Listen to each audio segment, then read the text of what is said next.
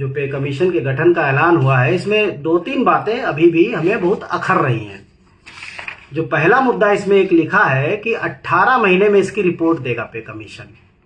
तो कहाँ तो सरकार बात कर रही थी कि इजी गवर्नेंस है, स्विफ्ट गवर्नेंस है, हम 200 दिनों में पे कमीशन की संस्तुतियों को लागू कर देंगे। तो वो चीजें कहाँ चली गई? अभी भी हमारा इस पर एक विरोध है कि भाई ये 18 महीने में आप करोगे तो इसका मतलब हो गया कि मार्च अप्रैल 2027, और पिछले जो 1.5 साल का जो एरियर होगा उसमें हमें एचआरए का कोई लाभ नहीं मिलेगा। एचआरए का एरियर नहीं मिलता है, हम लोगों का नुकसान होगा। तो सरकार का अगर मन साफ है, सरकार की अगर नीयत साफ है, तो इसको जल्दी करे। 18 महीने का वक्त नहीं है लोगों के पास। तो एक तो हमारा इस पर अभी भी ऑब्जेक्शन है, और एक और ऑब्जेक्शन है इस पर कि बेसिकली ये मोटा मोटा एक ऑब्जेक्शन है हमारा इस पे कि 18 महीने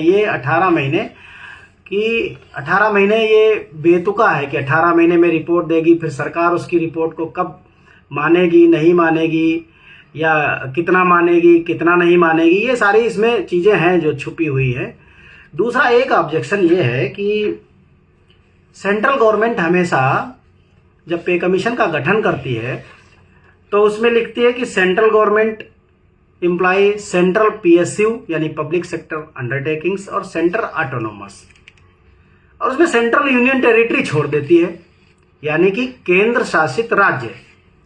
अब दिल्ली सबसे बड़ा केंद्र शासित राज्य है, देश की राजधानी है। तो अभी तक जितने भी पे कमीशन गठित हुए हैं, तो सरकार चूंकि जेसीएम के साथ बातचीत करती है, जेसीएम मतलब जो है टर्म्स ऑफ रेफरेंस तैयार करता है, और उस जेसीएम में यूनियन टेरिटरी यानी कि केंद्र शासित प्रदेशों के लीडरान की उसमें सहभागिता नहीं होती, ऐसा कोई प्रावधान नहीं है।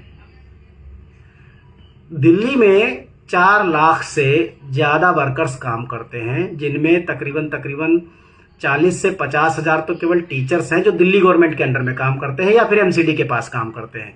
इतना ही कर्मचारी, इससे बल्कि ज्यादा ही कर्मचारी और भी काम करता है, और एक बड़ा ग्रुप है दिल्ली सरकार, एमसीडी और कुछ जो ऑटोनोमस सेक्टर्स है दिल्ली सरकार के, उनके अंडर में।